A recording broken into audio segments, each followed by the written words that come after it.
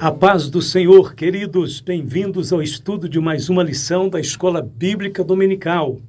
Hoje eu quero te convidar para estudarmos a lição de número 12, com o seguinte tema: o Espírito humano e o Espírito de Deus. O Espírito Santo está vitalmente envolvido na conversão e no novo nascimento, bem como no desenvolvimento da vida cristã. A palavra regeneração, que aparece no Novo Testamento, não é encontrada em nenhum livro do Velho Testamento.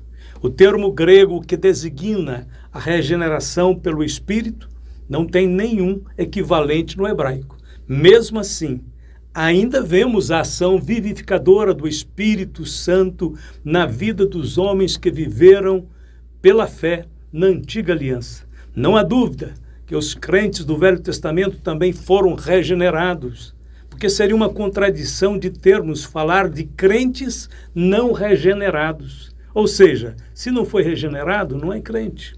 O autor da carta aos Hebreus descreve no capítulo 11 uma pleiade de homens que andaram com Deus e triunfaram pela fé. Ele não os nomearia como heróis da fé se não fossem regenerados e salvos. O Espírito Santo os regenerava e os salvava por meio da fé nas promessas que apontavam para o futuro Messias. O Espírito Santo sempre confirma a fé que depende exclusivamente de Deus. Mediante esta fé genuína que operou no passado, o Espírito Santo aplicou antecipadamente a obra redentora de Cristo, conforme declarou Jó. Porque eu sei que o meu Redentor vive e que por fim se levantará sobre a terra, e depois de consumida a minha pele, ainda em minha carne, verei a Deus. Jó 19, 25 e 26. Quando nos referimos ao tempo da salvação, devemos nos lembrar de que Jesus Cristo é o Cordeiro que foi morto desde a fundação do mundo. Apocalipse 13, 8. Nunca houve uma época em que os homens pudessem confiar em Deus sem a ajuda do Espírito Santo. Em todas as dispensações é o Espírito quem convence, quem vivifica, quem ilumina, quem conduz o homem. O Espírito Santo tem sido sempre o guia e o instrutor do povo de Deus. Não somente os profetas, reis e sacerdotes, mas até mesmo as pessoas simples do povo judeu podiam ser guiadas e iluminadas pelo Espírito Santo de Deus. Agora, na nova aliança, a obra multifacetada do Espírito Santo em nosso espírito capacita-nos para uma vida cristã autêntica e frutífera. Além da obra da regeneração, temos 5 obras exclusivas do Espírito Santo que estão diretamente ligadas ao nosso espírito. Primeiro, o Espírito Santo garante a vivificação dos nossos corpos mortais. E se o Espírito daquele que dos mortos restou a Jesus habita em vós, aquele que dos mortos restou a Cristo também vivificará o vosso corpo mortal pelo seu Espírito que em vós habita. Romanos 8:11. Segundo, o Espírito Santo nos revela as coisas profundas de Deus. Mas como está escrito, as coisas que o olho não viu e o ouvido não ouviu e não subiram ao coração do homem, são as que Deus preparou para os que o amam. Mas Deus nolas revelou pelo seu Espírito, porque o Espírito penetra todas as coisas, ainda as profundezas de Deus. Porque qual dos homens sabe as coisas dos homens, senão o Espírito do homem que nele está? Assim também, ninguém sabe as coisas de Deus, senão o Espírito de Deus. 1 Coríntios 2, 9 a 11. Terceiro, o Espírito Santo testifica a nossa filiação divina. O mesmo Espírito testifica com o nosso Espírito que somos filhos de Deus. Romanos 8,16. Quarto, o Espírito Santo comunica a intimidade da nossa filiação. E porque sois filhos, Deus enviou aos nossos corações o Espírito seu Filho que clama, Abba, Pai. Assim que já não és mais servo, mas filho, e se és filho, és também herdeiro de Deus por Cristo. Gálatas 4, de 6 a 7. E quinto, o Espírito Santo ajuda as nossas fraquezas e intercede por nós. E da mesma maneira também o Espírito ajuda as nossas fraquezas, porque não sabemos o que havemos de pedir como convém, mas o mesmo Espírito intercede por nós com gemidos inexprimíveis. Romanos 8, verso 26. Ponto de número 1. A obra inicial do Espírito. Consciência e fé. O Espírito Santo dá início ao seu trabalho em nossa consciência, despertando-o da culpa do pecado e apontando a necessidade de perdão. O homem não consegue por si só sair do seu estado de morte espiritual. Ele necessita de um ajudador. E esse ajudador é o Espírito Santo. Mas Deus, que é riquíssimo em misericórdia pelo seu muito amor com que nos amou, estando nós ainda mortos em nossas ofensas, nos vivificou juntamente com Cristo, pela graça sois salvos, e nos ressuscitou juntamente com Ele, e nos fez assentar nos lugares celestiais em Cristo Jesus, para mostrar nos séculos vindouros as abundantes riquezas da sua graça, pela sua benignidade para conosco em Cristo Jesus, aos Efésios 2, de 4 a 7.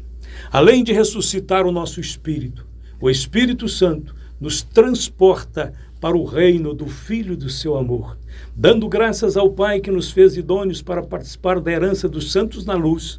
Ele nos tirou da potestade das trevas e nos transportou para o reino do Filho do seu amor, em quem temos a redenção pelo seu sangue, a saber, a remissão dos pecados, Colossenses capítulo 1, verso de 12 a 14. O homem regenerado recebe uma mente renovada e o Espírito Santo de Deus vem habitar nele, guiando-o para uma revelação completa de Jesus Cristo. Disse o Senhor: naquele dia conhecereis que estou em meu Pai, e vós em mim, e eu em vós. Aquele que tem os meus mandamentos e os guarda, este é o que me ama, e aquele que me ama será amado de meu Pai, e eu o amarei, e me manifestarei a ele. João 14, 20 e 21. A pedagogia do Espírito.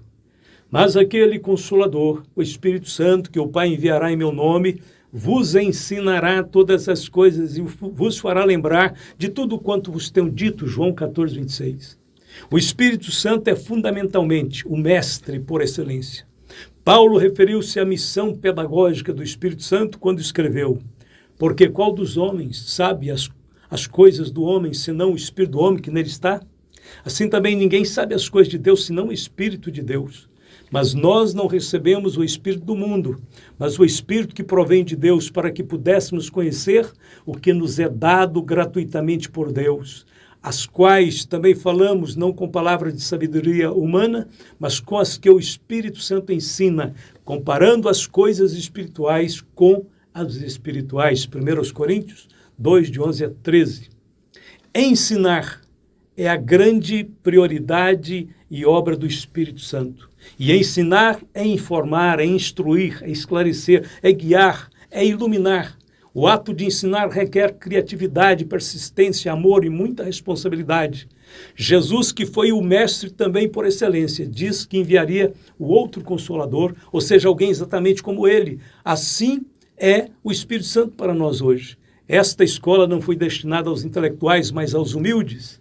Naquele tempo, respondendo, Jesus disse: graças te dou, Pai, Senhor do céu e da terra, que ocultaste estas coisas aos sábios e instruídos e as revelaste aos pequeninos. Sim, ó Pai, porque assim te aprouve. Mateus 11, 25 e 26.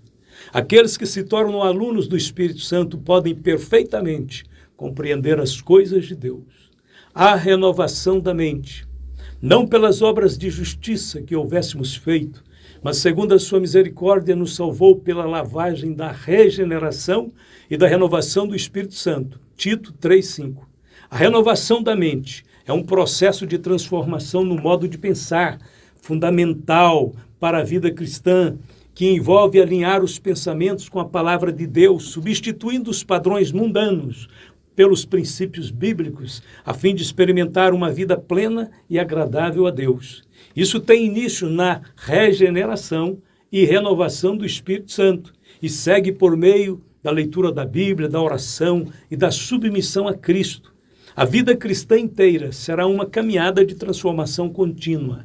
Os hábitos e práticas são um reflexo direto de nossos valores internos. É fundamental que ocorra uma mudança radical em nosso modo de pensar. Do contrário, as nossas vidas permanecerão inalteradas. A mente renovada tem um impacto poderoso em nossa vida espiritual e prática diária. Ela nos capacita a resistir às pressões e tentações do mundo e a viver de maneira que honre a Deus. Além disso, uma mentalidade transformada nos ajuda a lidar com os desafios da vida com sabedoria e perspectiva divina. Voz e luz, para que o Deus de nosso Senhor Jesus Cristo, Pai da glória, vos dê em seu conhecimento o espírito de sabedoria e de revelação, tendo iluminado os olhos do vosso entendimento, para que saibais qual seja a esperança da sua vocação e quais as riquezas da glória da sua herança nos santos. Aos Efésios capítulo 1, 17, 18. A palavra entendimento do grego é cardia, refere-se ao homem interior, que é formado pela alma e pelo espírito. A expressão os olhos do homem interior refere-se à percepção e ao discernimento espiritual, através dos quais somos iluminados pelo Espírito Santo, para compreendermos o agir de Deus. É o conhecimento na área do Espírito, que só pode acontecer por meio da revelação, que nos leva ao pleno conhecimento de Deus. Este local não pode ser tocado por homem algum. Somente Deus pode tocá-lo por meio do seu Espírito. Paulo orava a fim de que todos os cristãos pudessem chegar a este nível de conhecimento espiritual, que infelizmente ainda estava oculto para muitos. Somente depois de recebermos o espírito de sabedoria e de revelação é que podemos romper com o ego e podemos deixar de viver para nós mesmos para viver para Deus. Como novas criaturas, devemos desejar ardentemente sermos cheios de Deus. Não fomos chamados para viver a vida medíocre da carne, mas a vida gloriosa do Espírito, para que sejais cheios de toda a plenitude de Deus. Aos Efésios 3,19. Ponto de número 2. Testemunho, intercessão e edificação. O Espírito testifica ao Espírito. Essa comunicação entre o Espírito de Deus e o espírito humano traz grande conforto e segurança para o cristão.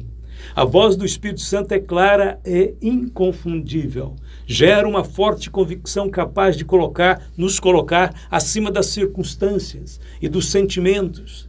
É uma experiência transformadora que nos dá identidade, propósito e esperança, conforme ensinou João. Vede com grande amor nos tem concedido o Pai, que fôssemos chamados filhos de Deus. Por isso o mundo não nos conhece, porque não conhece a Ele. 1 João 3,1. O Espírito intercede. Aquele que examina os corações sabe qual é a intenção do Espírito. E é Ele que, segundo Deus, intercede pelos santos. Romanos 8,27. A expressão, a intenção do Espírito, diz respeito à sua missão de ajudar e interceder. O Espírito Santo é o verdadeiro agente da transformação moral, conforme a imagem de Cristo. É Ele que intercede por nós, a fim de que jamais venhamos falhar em nosso crescimento espiritual. O Espírito Santo une-se ao nosso espírito e nos conduz em oração com gemidos inexprimíveis, na busca da plena libertação de todas as nossas fraquezas. E da mesma maneira também o Espírito ajuda as nossas fraquezas. Romanos 8,26. A palavra fraqueza diz respeito à nossa condição mortal. Apesar de sermos filhos de Deus, o nosso homem interior, o homem nascido de novo, ainda se encontra limitado pelo corpo físico não redimido, carregado com toda a debilidade moral e espiritual. Essa fraqueza nos impede de interceder por nós mesmos e pelos outros seres humanos como deveríamos. Este problema só pode ser solucionado com a ajuda do Espírito Santo. Somente Ele pode compensar as nossas limitações e conferir a garantia de que teremos a plena possessão final, no final de tudo, aliás, aquilo que Deus tem preparado para nós. Assim vemos que toda a vida cristã depende primeiramente de Deus Pai, que tomou a iniciativa de prover o plano da salvação, depois de Deus Filho, que consumou a obra redentora na cruz, e depois do Espírito Santo, que é o agente divino, que agora opera diretamente no espírito humano, aplicando todos os benefícios da salvação, enquanto assegura e ajuda com intercessões por todos os santos. Ponto de número 3. Edificação e fruto do Espírito. O Espírito ora bem. A ação do Espírito de Deus no espírito humano tem uma relação direta com a experiência do batismo com o Espírito Santo e com a manifestação dos dons espirituais. Porque se eu orar em língua estranha, o meu espírito ora bem, mas o meu entendimento fica sem fruto. Que farei, pois? Orarei com o espírito, mas também orarei com entendimento. Cantarei com o espírito, mas também cantarei com entendimento. 1 Coríntios 14, 14 e 15. Devemos saber que, de acordo com o ensino apostólico, quando oramos em línguas, o fazemos pelo Espírito. Está escrito. E há outro, a operação de maravilhas, e há outro, a profecia, e há outro, o dom de discernir os espíritos, e há outro, a variedade de línguas e a outro a interpretação das línguas. Mas um só e o mesmo Espírito opera todas essas coisas, repartindo particularmente a cada um como quer. 1 Coríntios 12, versos 10 e 11. Paulo está dizendo que não podemos excluir a ação do Espírito Santo em nossa vida, mesmo quando não a compreendemos. Devemos aceitá-la pela fé. O dom de línguas foi dado para nós, para o nosso benefício e para a nossa edificação. Porque o que fala língua estranha não fala aos homens, senão a Deus, porque ninguém o entende. E em espírito fala de mistérios. 1 Coríntios 14, verso 2. Paulo não apenas orava, ele também cantava em línguas. Que farei, pois? Orarei com o espírito, mas também orarei com entendimento. Cantarei com o espírito, mas também cantarei com entendimento. O ápice da vida cristã, que é o fruto do Espírito. Conforme lemos, mas o fruto do Espírito é amor, gozo, paz, longanimidade, benignidade, bondade, fé, mansidão e temperança. Gálatas 5:22. O fruto do Espírito aparece em nossa vida como resultado da ação do Espírito Santo. São as qualidades morais e espirituais que formam o caráter cristão. É o resultado do trabalho mais profundo e duradouro do Espírito Santo na vida do crente. É a expressão espontânea da natureza e do caráter de Cristo em nossos sentimentos, palavras e ações mediante o Espírito Santo. O fruto do Espírito Santo só é possível a partir do novo nascimento. Jesus nos salva e nos dá o Espírito Santo, e este nos capacita a andar em espírito. O fruto do Espírito começa a partir do momento em que escolhemos abandonar o pecado e buscar a Deus. O fruto do Espírito é o objetivo mais elevado da nossa salvação. O Senhor Jesus nos escolheu a fim de frutificarmos. Ele espera coisas melhores de nós, coisas que acompanham a salvação. O fruto do Espírito só acontece quando permanecemos em Cristo. Está em mim e eu em vós. Como a vara de si mesma não pode dar fruto, quem está em mim e eu nele, esse dá muito fruto. João 15, versos 4 e 5. O homem é incapaz de produzir esse fruto. Se não nos submetermos humildemente ao Espírito Santo, nunca o teremos. Somente o Espírito Santo pode produzir o seu fruto em nós. Vamos para a conclusão.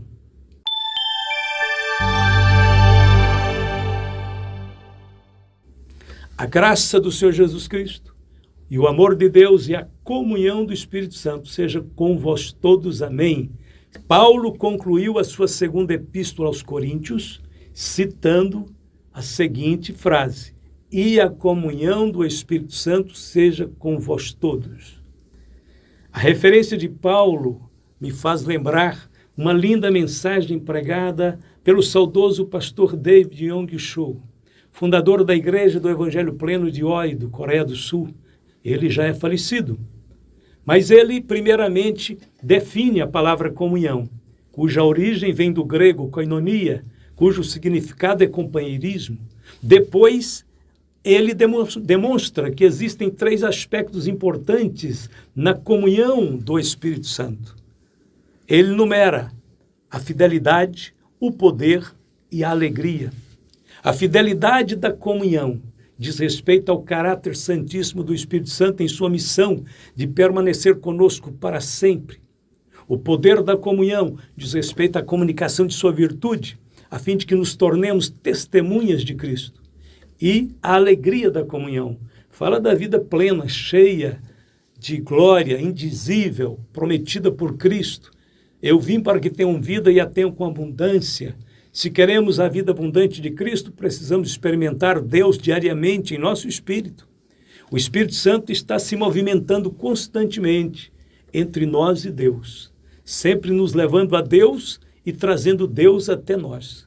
Portanto, sejamos cuidadosos em observar e seguir os impulsos do Espírito Santo em nosso espírito. Este é o caminho do crescimento espiritual, da vida abundante e do poder espiritual, da unção de Deus sobre nós.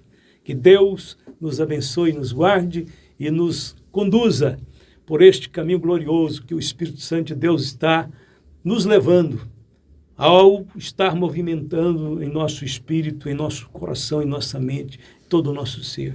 Só temos que dizer obrigado, Jesus, obrigado, Espírito Santo, obrigado, Pai Celestial. Vamos orar. Querido Pai, nosso Deus, te louvamos por Jesus Cristo. Te damos nossos louvores e gratidão pelo Espírito Santo do Senhor, que foi enviado e habita conosco e ficará conosco para sempre. Obrigado, Senhor, porque podemos ter a presença viva do Senhor pelo Teu Espírito operando continuamente dentro de nós. Leva-nos, Senhor, à abundância da plenitude, do poder de Deus. Leva-nos, Senhor, a uma vida cada dia mais, Senhor, de dependência, de entrega e submissão a Ti. Sim, ó Deus, nós Te louvamos, porque nos deste um espírito capaz de sentir, de receber e de ser guiado pelo Teu bom Espírito. Abençoe toda a Tua igreja na terra, abençoe meus queridos irmãos que acabaram de ouvir a palavra de Deus, enche-os do Espírito Santo, guia-os pelo Teu Espírito, a Tua boa, perfeita e santa vontade. Nós Te louvamos por tudo, agradecidos hoje e sempre, dizendo todos juntos, amém e amém.